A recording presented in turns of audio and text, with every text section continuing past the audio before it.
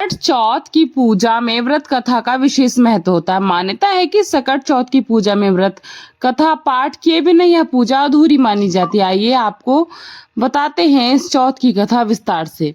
एक देवरानी जिठानी थी। जिठानी बहुत ही अमीर थी, उसका परिवार भी बड़ा और भरा पूरा था। देवरानी गरीब थी, इतना गरीब कि जेठानी के घर की सेवा टहल करके ही वह अपने घर का गुजारा किया करती थी। जो कुछ चूनी चोकर मिल जाता था उसी से अपनी झोपड़ी में आकर खाना पका लेती थी। फूटे घड़े से पानी पीकर टूटी चारपाई पर सो जाती थी। सुबह उठकर फिर जिठानी की सेवा और चाकरी करने के लिए चली जाती थी। इसी प्रकार उसके दिन बीत रहे थे। साल भर का त्योहार आया। देवरानी भूखी प्यासी जिठानी की टहल में लगी हुई थी। रात को जब आने लगी तो और दिनों की तरह चूनी चोकर भी नहीं दिया, खाली हाथ झोपड़ी में वापस आई। खेत से थोड़ा बथुआ तोड़ लाई, थोड़े से चावल के कन ढूंढ कर इकट्ठे किए, कन के लड्डू बनाए, बथुआ बनाकर रख लिया। रात को सकट माता आई, टटिया की ओर खड़ी होकर बोली, ब्राह्मणी खोलो किवाड़ा। देवरानी बोली, चली आओ माता, किवाड़ा है ही कहाँ। भीतर आते ही सकट माता ने बोला, बहुत भूख लगी है। देवरानी ने कहा, अब जो कुछ आपने दिया है वही खाओ। कन के लड्डू और बथुआ धोधा का साग आगे रख दिया। जब सकट माता छक कर खा चुकी तो बोली, पानी तो पिला। देवरानी फूटी गगरी ले आई। पानी पीकर सकट माता ने सोने की इच्छा की। उसने टूटी खाट बता दी। थोड़ी देर सोने के बाद सकट माता को टट्टी लगी। उन्होंने पूछा कि मैं कहाँ जाऊं निपट करने। देवरानी ने कहा, माता सारा घर लिपा पोता है, जहाँ चाहो बैठ जाओ। सारे घर में उन्होंने निपट की, फिर भी अभी तरह से वो निपट नहीं पाई थी। अब पूछी कि अब कहाँ जाऊं। देवरानी ने कहा झुझला कर कि अब मेरे सर पर ही कर दो।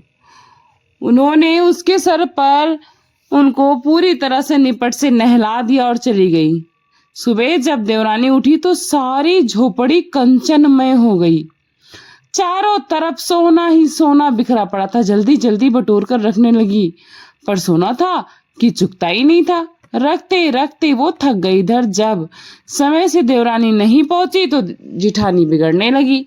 जिठानी बोली, कल त्योहार का सारा काम पड़ा रहा है और देवरानी जी का अभी पता ही नहीं है।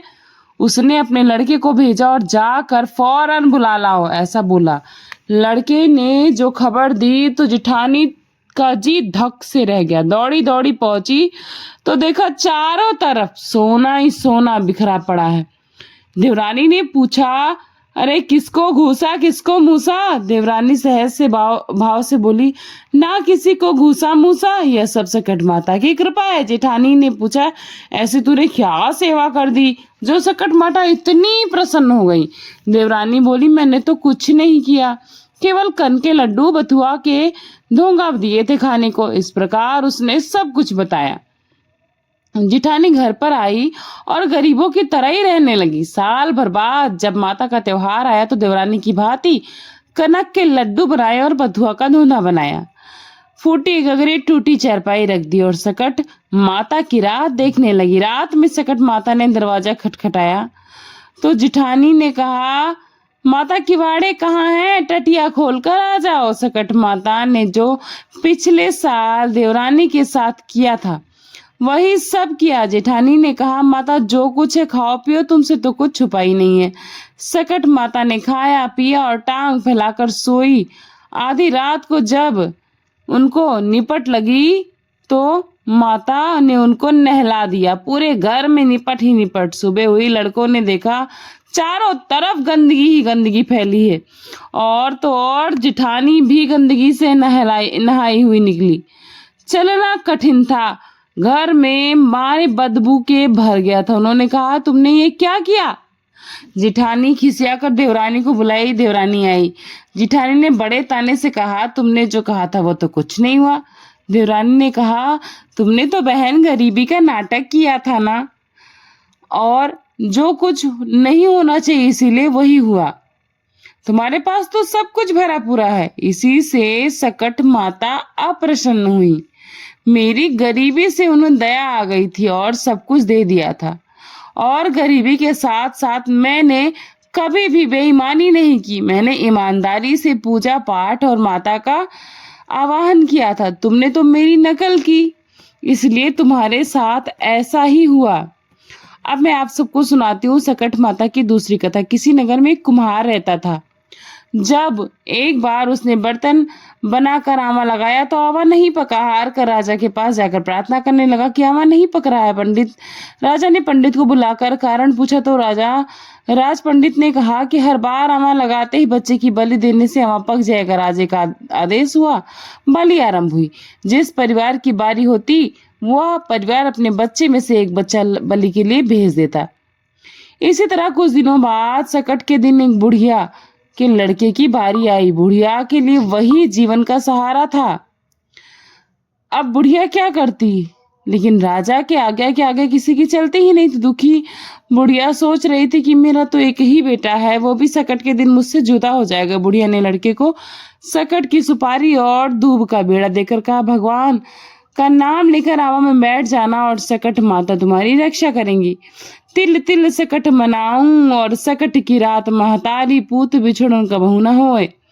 बालक को आमा में बिठा दिया और बुढ़िया सकट माता के सामने बैठकर पूजा करने लगी। पहले तो आमा पकने में कई दिन लग जाते थे, इस बार सकट माता की कृपा से एक ही रात में आमा पकने लग गया।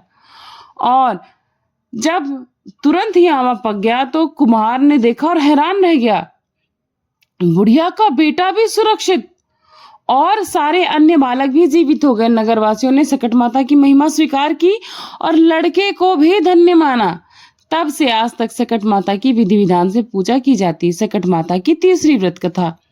एक ब्राह्मण था, उसके एक ही लड़का था, वो बहुत गरीब था। उसका लड़का राजा के यहाँ काम करता था, पर पैसे बहुत कम मिलते थे, खाना पीना मुश्किल से चल पाता था। सकट का त्योहार आया, ब्राह्मणी व्रत में ही रही, घर में कुछ भी नहीं था। उसने अपने लड़के से कहा कि जब राजा के यहाँ काम करके चलना तब थोड़े से तिल और गुड़ मांग लेना, जिससे हम पूजा कर लेंगे। लड़का राजा के यहाँ काम करने पहुंचा। दिन भर काम करने के बाद एक भंडार में घुस गया, भीतर से दरवाजा बंद कर लिया। वहां तो सारी चीजें भरी पड़ी थी, पर उसको चोरी की आदत थी नहीं। अब उसकी समझ में नहीं आ रहा था, करूँ तो क्या करूँ, कैसे करूँ।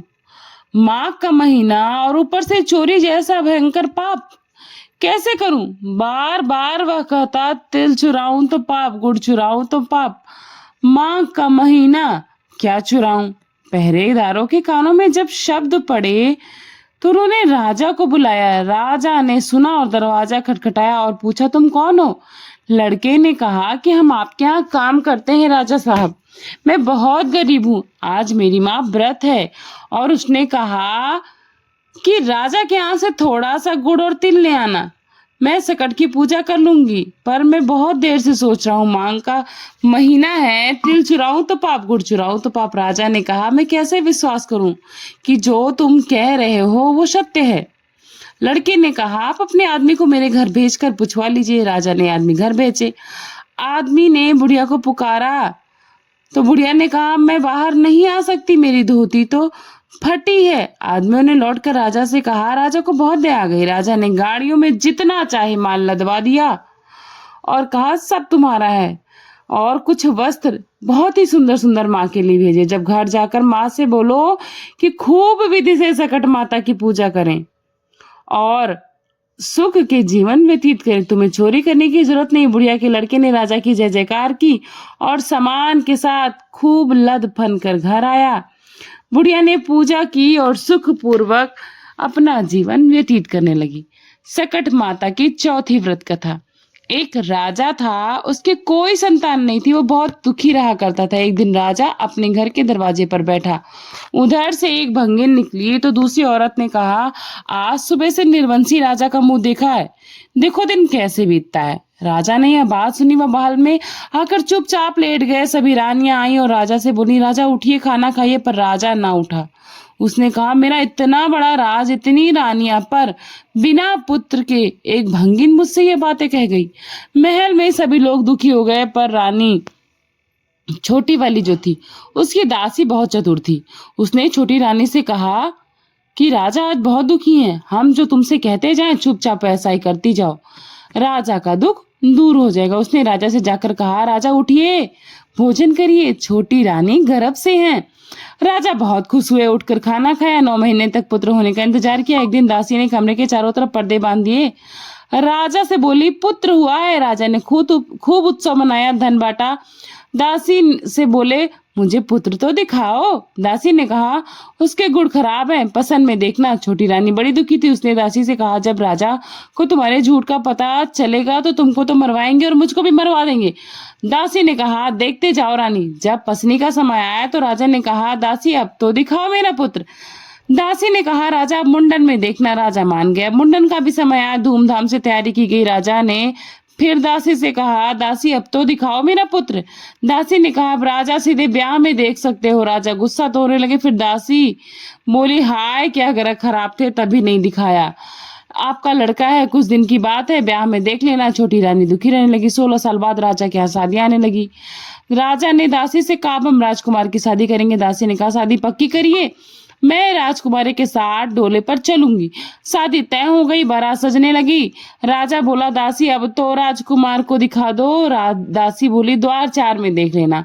राजा फिर चुप हो गए। राजा ने एक बड़ी थाली में तिल और गुड़ मिलाकर एक लड़का लिटाया और उसको ढककर बोली, मैं बैठकर बारात चल रही हूँ। छोटी रानी दुख से बार बार बेहोश हो जाती और कहती, दासी बड़ी बेइज्जती कराएगी। बारात चली जा रही थी। लोग थक कर एक जगह विश्राम करने लगे। दासी का डोला एक पीपल के चबूतरे पर रख दिया गया। दासी नहाने तालाब में चली गई। उसी पेड़ के नीचे सकट देवी बैठी थी। सकट देवी ने देखा डोले के आसपास चींटी लग रही तो आ जा रही, तो उसने डोला देखकर खोला तो थाली में से तिल गुड़ निकल गया और उन्होंने निकालकर उसे खा लिया। सकट देवी को बहुत अच्छा लगा, मीठा मीठा। धीरे धीरे सब गुड़ और तिल खा लिए। अब थाली खाली। दासी नहाकर जब लौटी तो देखा सकट देवी बैठी और थाली खाली है। अब क्या था? दासी सकट माता के पैरों में गिरकर जोर जोर से रोने लगी। बोली, मेरा बेटा ले लिया, मेरा बेटा देव थाली में मेरा बेटा पड़ा था, आपने उसको खाया, मेरा बेटा मुझे दोगी तभी मैं पैर छोड़ूंगी। अब सकट माता बड़े संकट में फंस गई।